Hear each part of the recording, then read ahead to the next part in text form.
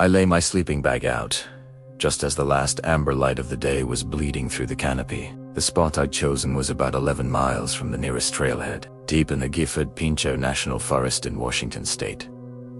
I'd been planning this trip for months a full week alone. No phone signal, no people, just me and the silence. Primera nid ed italiano. Work had been relentless, and my therapist had actually been the one to suggest spending time in nature, disconnecting fully. So I did.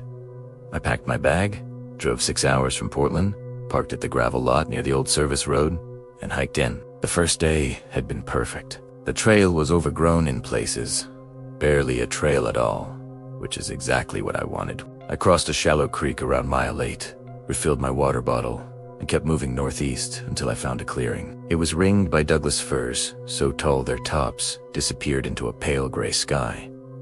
The ground was soft with pine needles. I set up my tent, two-person Coleman, and got a small fire going in a ring of stones I built myself. I cooked a simple dinner of instant rice and canned chili, ate it slowly, and just sat there watching the sun go down. The sky turned from gold to a deep burnt orange, and then to a purple so dark it was almost black. The birds stopped, the way they always do when night comes, and it was just the fire and the wind. And that wind. A breeze came through the clearing, slow and steady, carrying the smell of wet earth and pine sap. I felt good. By 9 o'clock, the sky was fully dark, not city dark, completely dark. I could barely see my hand in front of my face. The stars were incredible, a thick white band of the Milky Way, but they didn't give off enough light to see by. I crawled into the tent around 9:30, took off my boots, slid into my sleeping bag, and lay there. Somewhere far off, a coyote called, and then another answered, and then a whole chorus of them erupted. I woke up at some point, and the fire was dead. The tent was completely dark. It was perfectly, absolutely silent. I checked my watch. The little backlight told me it was 1:47 a.m. Then I heard it, a single snap like a branch breaking. Another snap followed, slightly closer. Then a long pause, then a third snap, accompanied by a soft rustling. What I was hearing didn't match any animal patterns. The movement was slow, methodical. It was taking its time. The sound circled slowly from the north side of my camp to the west. I could track it by the faint crunches and snaps. I reached for my flashlight and held it in my hand but didn't turn it on. Something told me not to. I lay back down and tried to breathe evenly. Eventually, the sounds of the forest came back. I started to drift off, and then something stepped into the clearing. The soft crunch of pine needles under weight, no more than 20 feet from my tent. I went rigid. My eyes snapped open. I held my breath. Another step, then another. Slow, deliberate, measured. The footsteps stopped. Right outside my tent, maybe 5 feet away. I could feel it. Something was standing there. Something was looking at my tent. Then I heard breathing, not mine, someone else's. Slow, steady, calm breathing, like a person standing still and simply existing. It was human breathing. I was certain of that. It was the quiet, controlled respiration of a human being standing 5 feet away. Some deep, ancient part of my brain told me very clearly, do not make a sound. Do not let it know you're awake. Then, slowly, the footsteps resumed. One step. Pause. Another step, moving away from the tent, toward the south side of the clearing. I didn't move for a long time. At some point, I looked at my watch again. 3:12 a.m. The forest was silent again. At first, light that pale. Grey Perdong, glow eye. Unzipped the tent and stepped out. The clearing looked exactly as I'd left it, except for one thing. There were footprints in the soft earth near the south edge of the clearing. Bootprints, human bootprints. From where the prints began, you had a clear, direct line of sight to exactly where my head would have been while I was sleeping. I packed my gear in under 15 minutes. I didn't eat. I didn't filter water. Y just paquet, shouldered my bag, and hiked out. 11 miles in about 3.5 hours. The fastest I've ever moved on a trail. I didn't stop. I didn't look back. When I got to the parking lot, my car was the only one there. But on the passenger side window, there was a single handprint, fingers splayed, pressed into the thin layer of dust on the glass. I never reported it. There was nothing to report, really. Nothing happened. That's what I keep telling myself. Nothing happened. But some nights, when the house is very quiet, I lie in bed and I listen, and I wait for the breathing. It hasn't come. Not yet.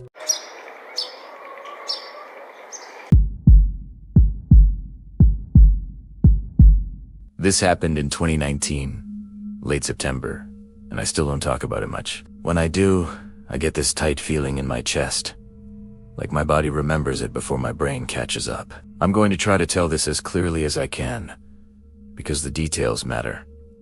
They all matter. There were 4 of us.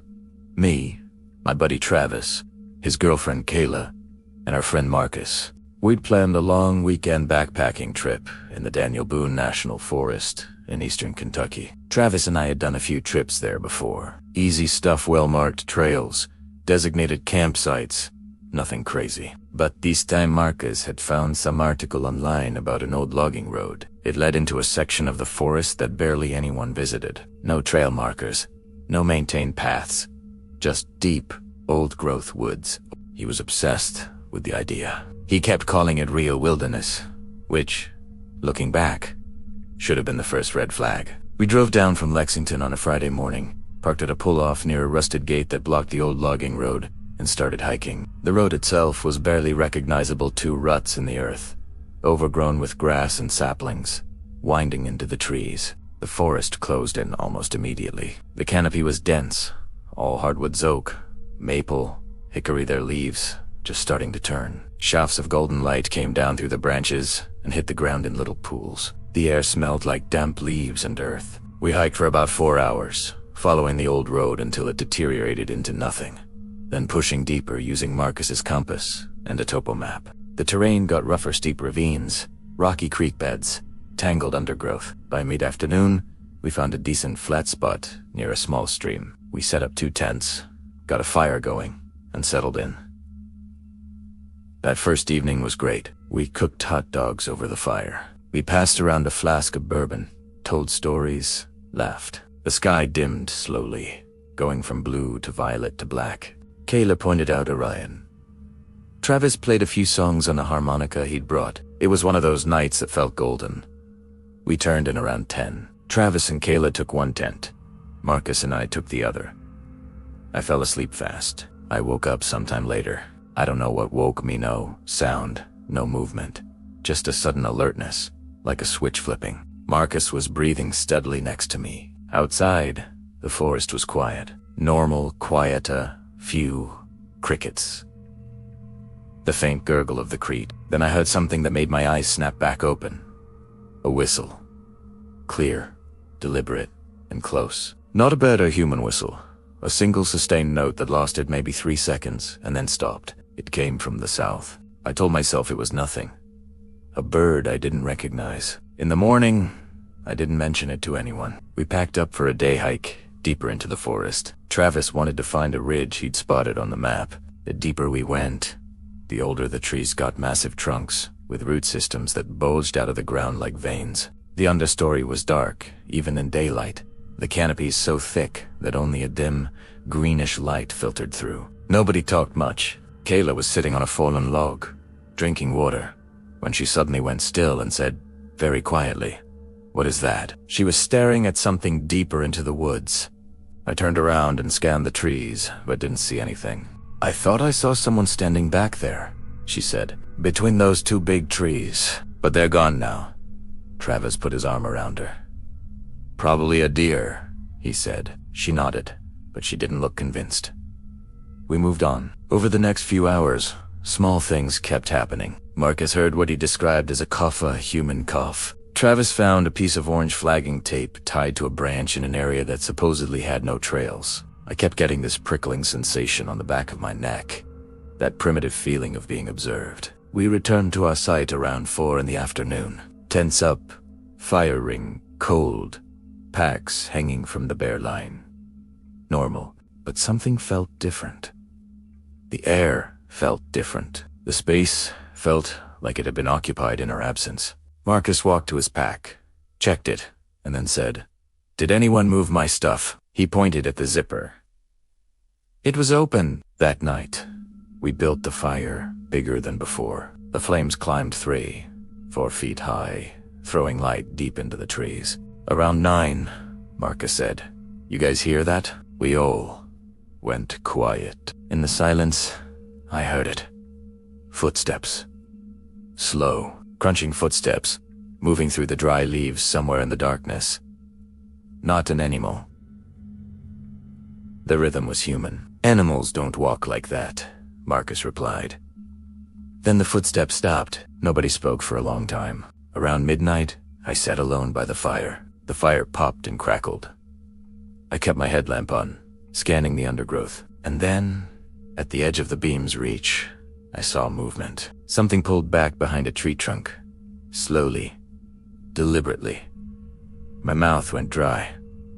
I woke Marcus up. "We need to go." I went to Travis and Kayla's tent and did the same. We broke camp in 12 minutes. We left the fire burning. We shouldered our packs and started hiking back using headlamps. About a mile into the hike, Kayla grabbed my arm and whispered, "Someone's following us." In the silence, I could hear it. Footsteps behind us, matching our pace. When we stopped, they stopped but with a delay of about half a second. We reached the car at around 3:30 a.m. Travis's hands were shaking so badly he dropped the keys twice. We drove out. When we got back to Lexington, Marcus opened his pack, the one with the zipper that had been open-end. Found something inside. It was a small, smooth river stone, about the size of a golf ball. It had been placed right on top of his clothes. Whoever was out there, they were close enough to open his pack. They were right there, and we never saw them.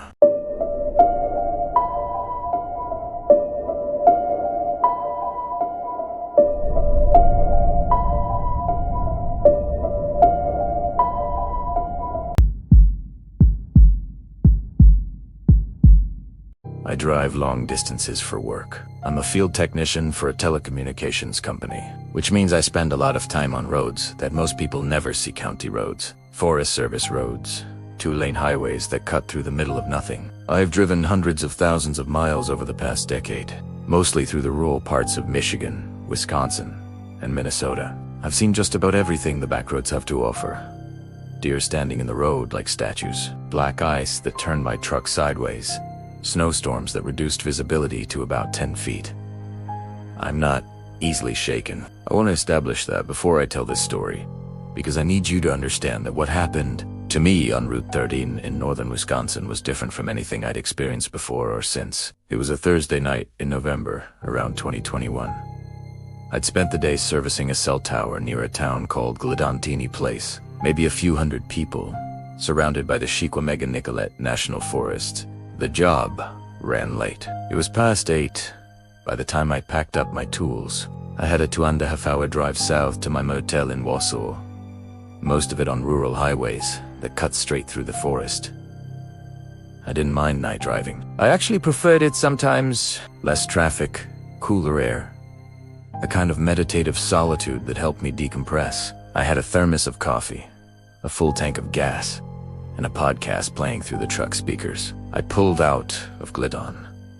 Route 13 is a 2-lane road that runs through dense forest for miles. The trees come right up to the edge of the pavement, tall pines and birches that form walls on either side, so thick that your headlights only penetrate about 20 feet before the darkness swallows them.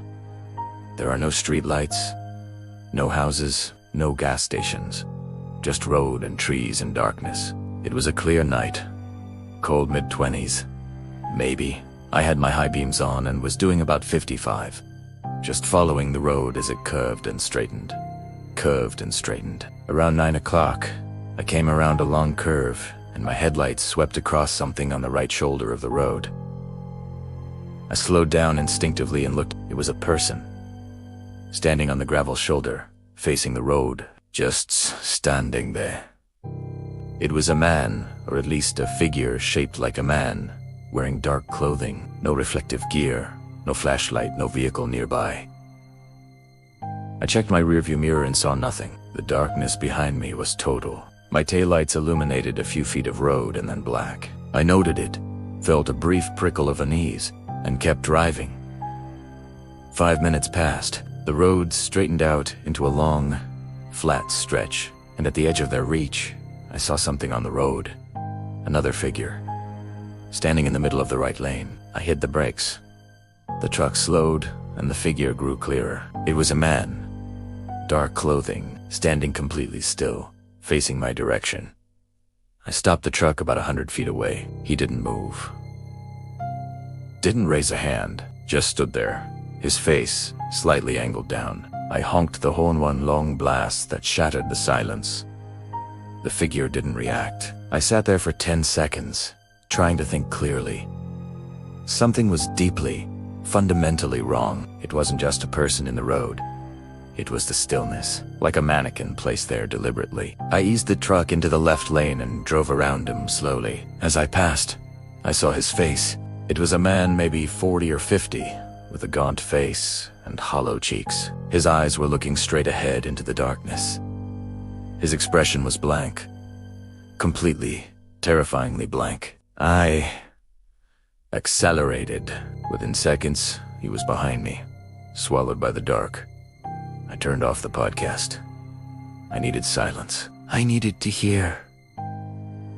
The truck's engine hummed. The tires hissed on cold pavement. I drove for another 10 minutes, faster now, pushing the forest pressed in on both sides, endless and identical. And then my headlights caught it again. A figure on the left shoulder this time. Same posture. Same absolute stillness. Standing among the trees just off the road, maybe 5 feet from the pavement. I didn't slow down. I blew past. My jaw was clenched, so tight my teeth ached. I was trying to be rational. I was trying to construct explanations. I reached for my phone to call 911 and looked at the screen. No signal. Not one bar. I was in the dead center of a forest. I pressed the gas harder. 70 now. The trees blurred past. The road curved and I took it too fast. Felt the rear end slide. Then I saw, in the distance, what looked like a vehicle parked on the shoulder. A sedan, dark-colored, with its lights off, and standing next to the driver's side door, facing the road, was a figure. Same posture. Same stillness. I didn't slow down, but in my peripheral vision I saw the figure's head turn to follow my truck as I passed. Slowly. Deliberately. Tracking me. The next 20 minutes were the longest of my life. I drove with my hands locked on the wheel, my eyes burning because I was barely blinking. I didn't see another figure, but I felt them. I felt eyes on me from the trees, a continuous, pressing awareness. At 10:15, I saw lights ahead, a gas station, glowing like a beacon at a crossroads. I pulled in, parked under the fluorescent canopy. My hands were trembling. My shirt was soaked with sweat. I could see a clerk inside through the window, a heavy-set woman reading a magazine.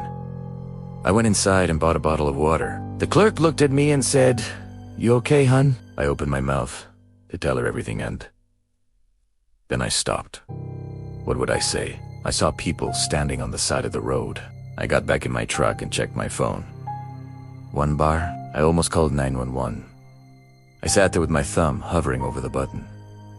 I didn't call. I drove the rest of the way to Wausau on a different route, more traffic.